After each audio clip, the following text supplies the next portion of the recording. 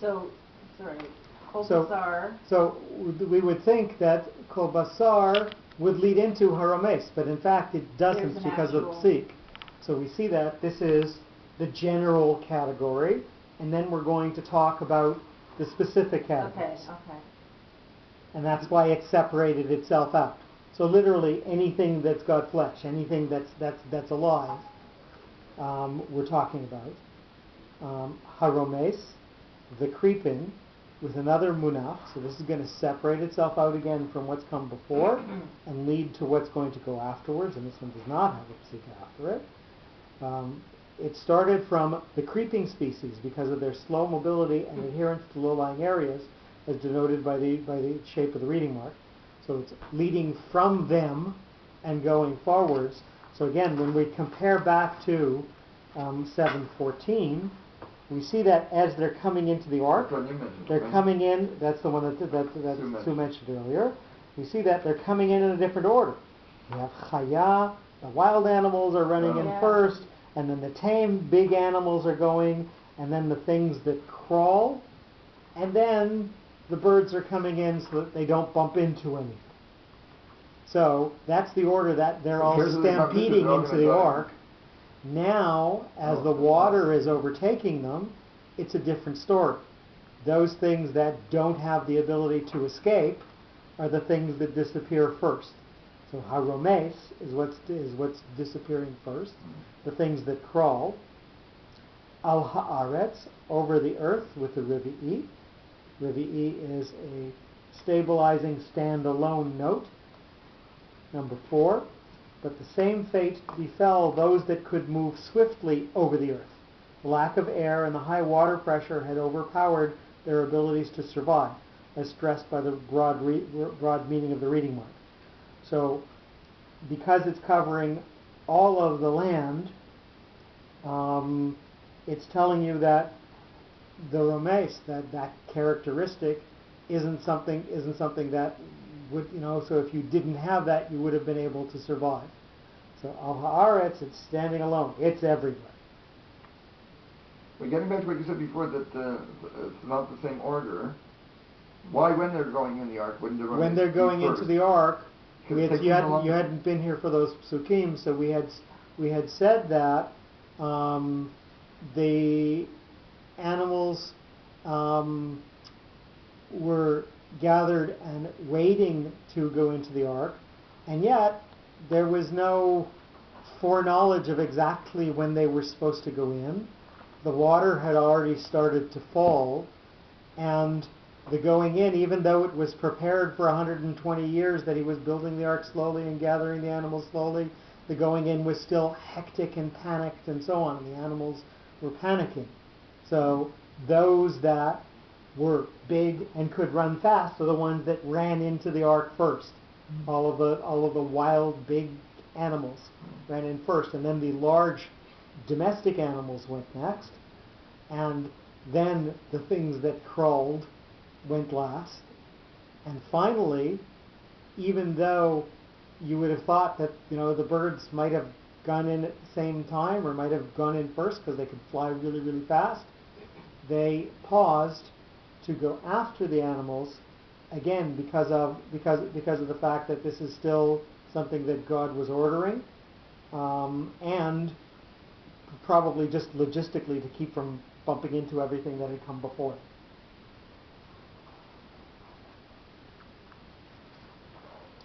Ba'of, by the fowl, with the mahapach. Mahapach gathers what's come from before and focuses it forward.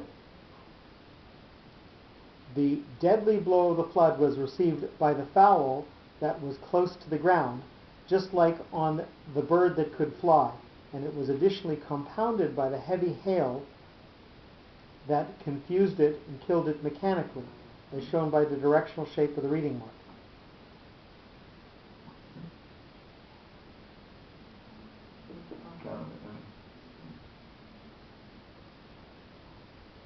But by the way, the whole thing is miraculous, right? Because let's say you had 2 elephants, 2 hippopotami, 2 rhinoceroses, right there.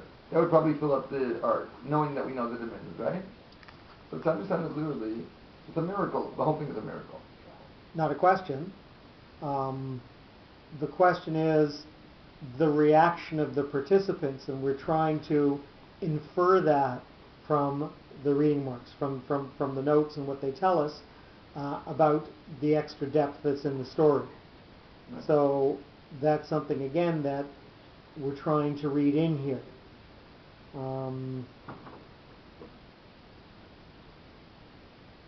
Uva v'hema.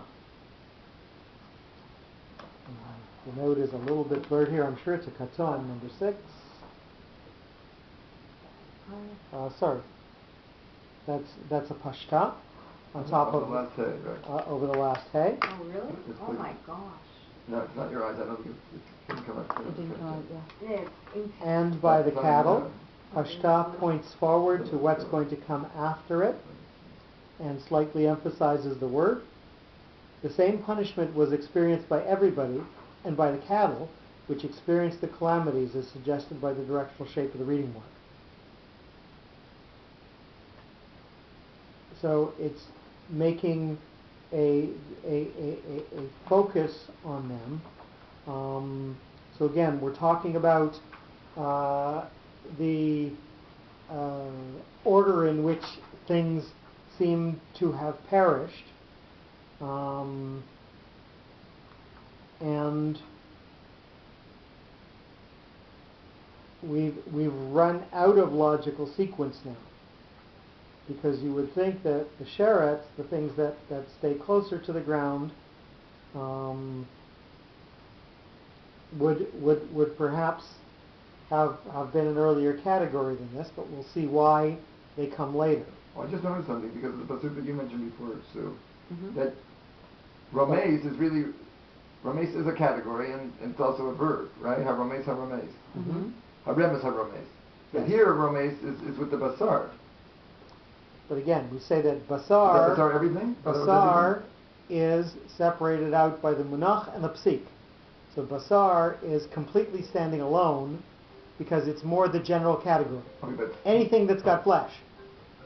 what's And romeis then there? What's that haromeis. verb belong to? That crawls. Haromes, the thing that So crawls. it's a noun there also? That's a remes haromeis? No. Are you sure? It's a gerund.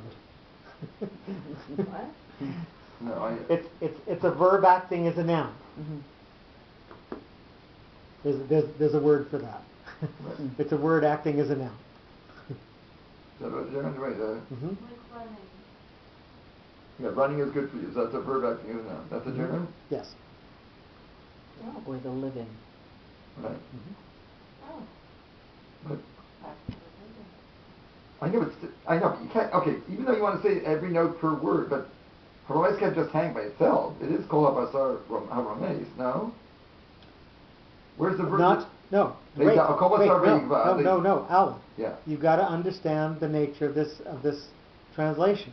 The nature of this translation is every word does stand by itself. And it stands by itself and gets additional meaning because of the note that's under it. Mm-hmm. So Right. even without that munach and psik afterwards, we're saying that each word stands alone, and there's only connectivity because of the connectivity that the notes provide. So if you have a mapach, it's sweeping what's come from before. If you have a mercha, it's looking into what's going to go forward. If you have a tipcha, it's rolling out what had come before. And if you've got an etnachta, it's stable. It's sitting there sort of by itself. Rabbi E is even more standing alone. A pazer is standing there and waving itself in all of its glory. I understand it, but it still has to be in the context of the you have to pasuk, take it no? in the context of you have to take it in the context of this is a paragraph within a chapter that's got paragraphs in it. Each sentence is a very short chapter that's got different paragraphs, and each word represents a paragraph within that short chapter. And the Reisha, everything coming before the etnachta is subheading A1, and the Seifa is subheading 2 of that paragraph. You have to treat it that way, otherwise you're not respecting the nature of the the translation as it's coming over to us. So again, we have to readjust our focus and say these are the rules we're playing by. Once we're playing by those rules, what does it actually mean? So logically, we would say kol basar haromes, that fits together, just like chamesh esrei. Nobody else would separate out the 5 from the 10. There's no reason to say 5 and then another 10. Everybody else would say chamesh esrei, that's the number for 15. So you don't separate them out, but the nature of this translation is because they've got a separate note, they have to stand by themselves. Okay, wait a minute. So munach revi'i. Is it just munach and revi'i, or is it munach revi'i?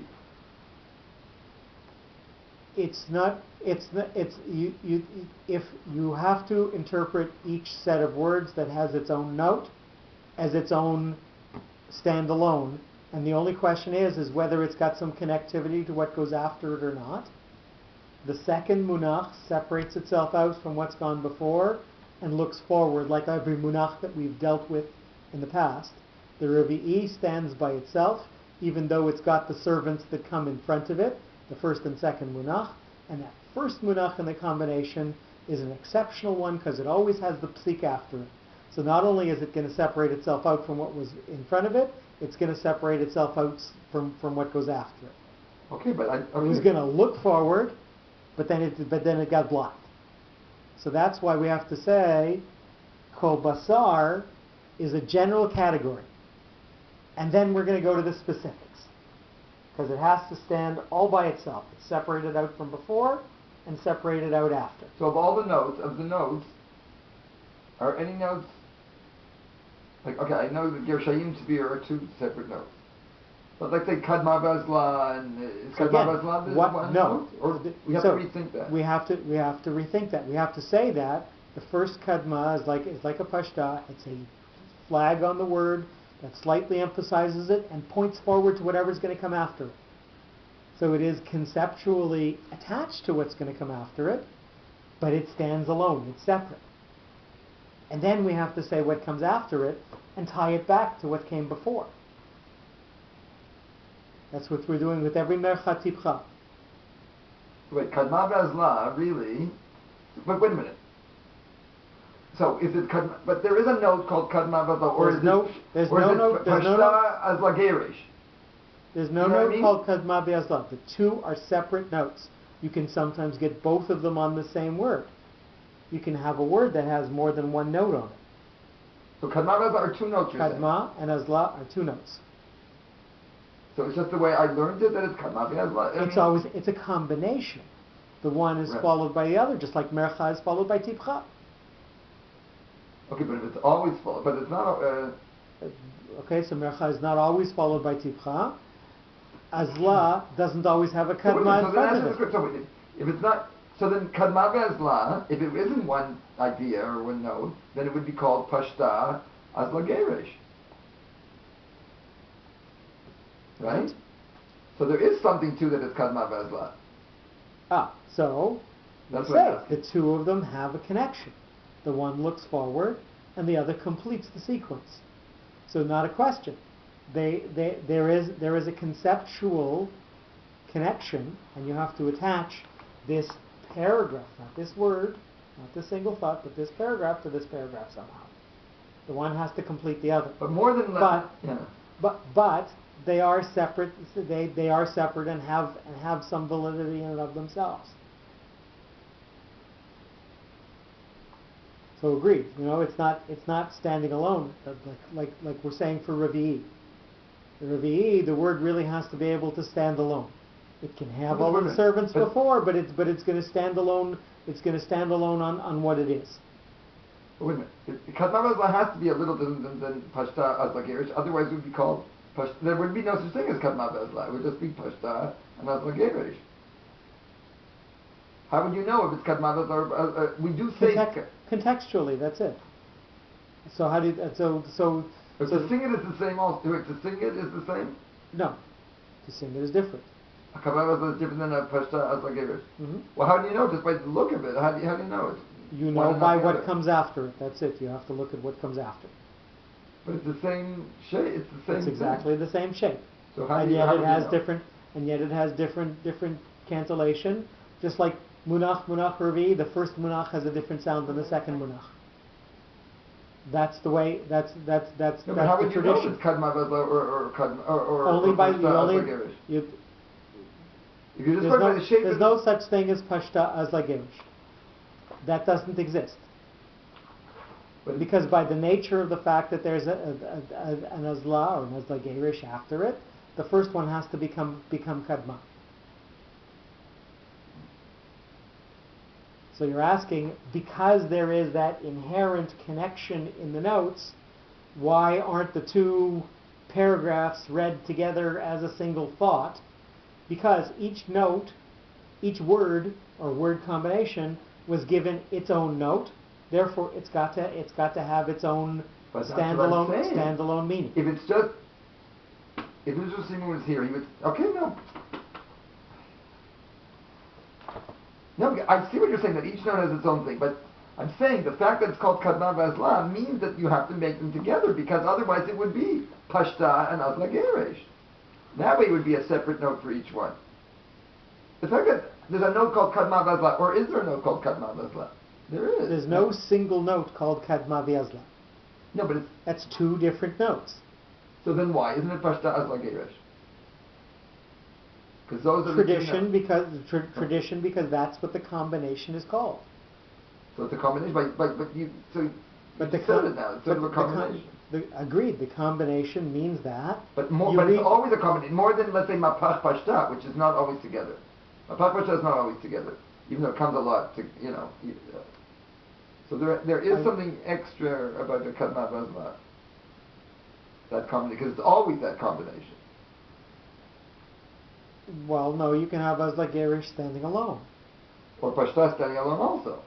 Right, but when they're together, so they're together. So I'm trying to understand your resistance to the fact that this is a known combination, just like Mercha Tipcha is a common combination, and the one looks forward to the other, and the other looks back, and the two concepts have to connect, right. But they also have to be able to stand alone and tell you about what that word or set of words meant.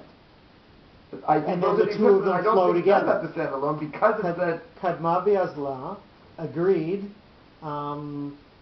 You never have a Kadma without an Azla. Otherwise it would be called Pashta, right. However, you can have the Azla standing alone as an Azla Gerish. So your question is, why, if the Kadma... You can have the Kadma alone. The Kadma alone is a Pashta. But it loses the name. So therefore you're asking the question, why, if it's only so that's what I'm saying. If it part of loses the the name combination, or it has the special name, then in that case I think you don't have to look at them as separate. That's exactly my point. And again, conceptually I understand, but we're working within. Yeah, but I'm saying according to him, we're working within the context here. I'm trying to work within this context. We're going to go back to the introduction LXV. Number 10, Kadma is an active upper banner that specializes in preparation for its effector Azla. Kadma reserves advanced timing to be efficient for its task. So Kadma is going to prepare you for the Azla that's going to come after it. Let's differentiate that from Pashta, number 2. Pashta indicates an accent of an essential event, object, or personality, which is a cause of an important result or action. So Kadma is leading into the word that comes after it as well. Just as Pashta and Kadma are doing the same thing. But Kadma is specifically preparing for what the Azla is going to do.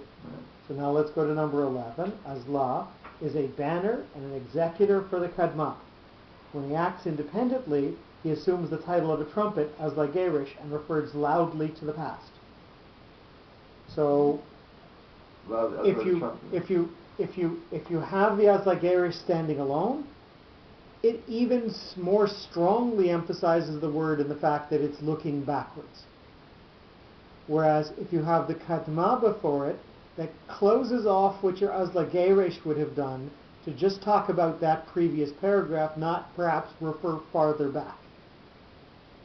So in a backwards looking sense, it's closing it off just to that point and no farther back necessarily. Just like when you have a tipcha at the beginning of the word, at the beginning of a pasuk, we don't know how far back that can refer. That's just sweeping back and gathering things from before, and we have to determine how far back we're learning. And as Lagerish, same thing. It's looking backwards and it's gathering stuff up from before, and we don't know how far from before it's gathering up. Whereas if you have the kadma as its effector beforehand, then the kadma is telling you that no, you don't look any farther back than that. It's interesting that you're Shayim. Does that help at all? Let's say, okay. It's interesting, Ger Shayim is like the plural of Geresh, right? So Azla Geresh is, that one bracket backward. So it's exactly, look at it. But it should really be called Azla Ger Shayim, because, or Azlot, you know what I mean? If an Azla is one, yes, really a Ger Shayim should be Azlayim or something. Or if it's the one to the Geresh, it should be, you know what I mean?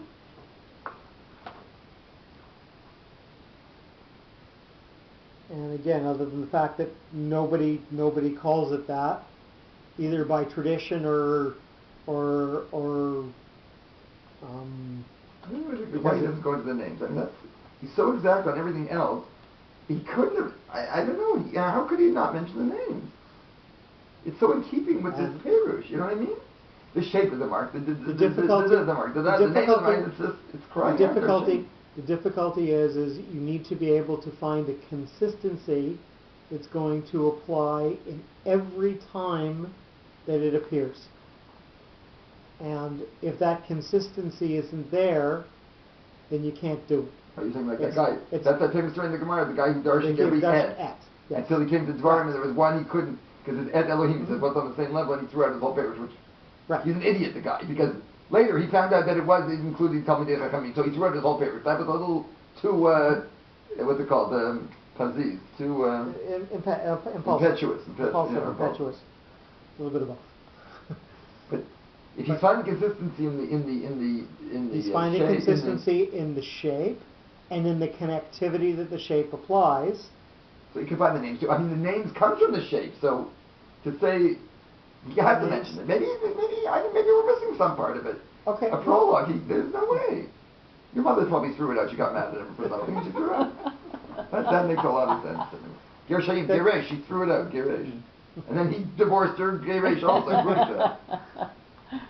And she Azla, she went. And she went. and I think, remember you promised, I don't know if you did it when I was not here, but you said we would look into the names. I mean, because it's, even if he doesn't mention it, it's significant for us. We're scholars and we should. Yeah, I have a book on order in the store in Jerusalem for when I go. Oh really? About the names? Yeah, because there's. Oh, looking forward. In fact, when you said, where did the trumpet things come from? That was, is that where he divided them into? That's not his. Right, that's something that a lot of other people who talk about the notes talk about kings and servants and officers and trumpets. But when he said in the Ger Shayim, he said loud and flags and so on. Loud, so it makes sense that the trumpet. That's the trumpet makes noise. It's also fallopian tube. Chatzatzrot. You know the shape of fallopian tube. And in Hebrew they're called chatzatzrot. They're exact shape of chatzatzrot. Before microscopes, we knew that. People say, "Oh, that fallopian tubes look like trumpet." How do you know? There's no microscope. How do you know? Way before Columbus and the world was round. Maybe let's wrap up the sentence and then we'll come back. Well, then I want to go to fireworks still, hopefully. Well, I think we can still make it. Uba Chaya, number 7, and by the beast. So here we have a word that's got two notes, or that's got two notes on it. A zakef. Where are we now? We're on page 40. Page 40, number 7, and by the beast, zakef katon. So this has a munach, which is separating itself out, looking forward, and then the katon, which has the 2 dots. So Like we've got parquet. something that separated itself out, and then another 2 parts to it, so it might even have 3 parts to it, right? A similar fate was encountered by all the animals and the beasts that lived on the ground only. However, the amphibious types, like dolphins, tortoises, sea lions, etc., were in a category of fish and survived likewise, as expressed by the 2 levels of the various reading marks. So, we have things that are separated out and still continuing on, and things that have 2 parts to them. So we have animals that are living part in the water and part on the land. So those ones survived all by themselves. That's the 2 dots. And we have the animals that live on the ground. They used to be there, and now only the ones on the ark are the ones that are continuing. So that's why we have this 3 parts that are mentioned, the Zakef, talking to the animals that were land-bound, and the Katon talking to the amphibians, the animals that spent part of their life in the water. That's all in the word chaya? That's uva chaya, because it's got the Zakef, which is telling you about those animals that had to stay on ground. They're all gone, and only the ones on the ark are continuing. And the Katon, the ones that have part here and part there, the double shape that's on the Yud, those are the animals that live part of their lives in the water and part of their lives on land, and they're surviving by their own nature, not by having been saved in the ark. Scott Adams was right. So long and thanks for all the fish. Ubechol Hasheretz, and by all the swarm with the Tipcha. So this is But everyone's dying. What do you mean the half and half ones? So the half and half ones, the question is, did they need to be saved on the ark or not? Were there any seals on the ark? They can't live out of water completely, can they? And the answer seems to be no. At least by this Perush, the answer is the answer is no. They fall in the Anything that could have survived in water, survived in the water. But okay, but you're going to yell at me, but I don't care. But with that first word in the pasuk, by Yigman, death is hanging over. So it's talking about all these people, all these things dying, right? It's talking about all of these things dying, but we've got this. You can't divorce that from the. It's like Pshat. You can do drush and saw it, but you can't divorce it from Pshat. So what's the so You're again, saying why there's a Zakef Katon on the Chayah, right? We're talking specifically about the Katon part now. Okay. Why do we got 2 dots there? Why do we have an above and a below? And he's saying that those animals that had the ability to survive on land and in water, they survived in the water like all the other things that were in the water. That's why we've got this incredible double parted note on this word uvachaya, because we've got different categories of animals. Alan, you can disagree. I'm not disagreeing, but how with the can Perush. you But that's what's in the Perush. You just can't have chaya behind. But what do you do is vayigva. It still is a verb. Agreed. Vayigva. What part vayigva? The chaya, the animals that were dependent on the land. They're the part that have the munach on them, and not the ones that that had the ability to go into the water. Again, that's what I'm not saying we're not saying that this is the reality. We're saying that this is what the Perush implies. Right.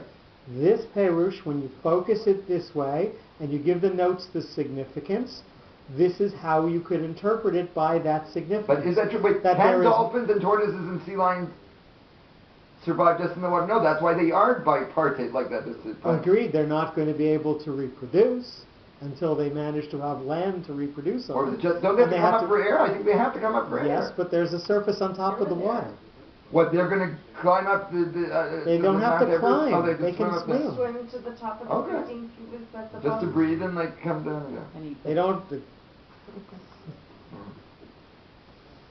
So again, we're not making a statement of fact. We're making a statement of interpretation based on the notes that were given. Right. Okay, good. And the notes that were given have this hidden implication inside of them, and we're divining out that hidden implication based on the shape of the notes. Well, that might also be why Sheretz is mentioned here and not in the first list that we're obeying God's decree and being saved. because ha-romes al ha'aretz could be everything that's required to creep along the surface of the earth. Like if the romes here is more broad than just creepy crawlers, just sheriffs. Right. Anything that Anything that has to be in contact with the surface of the earth and crawl over the earth. And particularly if you have 15... Everything that's like... That's everything. Cows, giraffes. Cows, giraffes, It's everything. the way when we say Borei, when we say Borei, when you don't know the bracha for something. You say Shakol Midbar or Borei Adamah, because everything comes from the Adamah. Because everything's and, on the earth. and certainly that's how he defines the V'chol Hasheretz. So we'll go on. Number 8 with the Tipcha, and by all the swarm. The destructive effect of the flood was felt by minor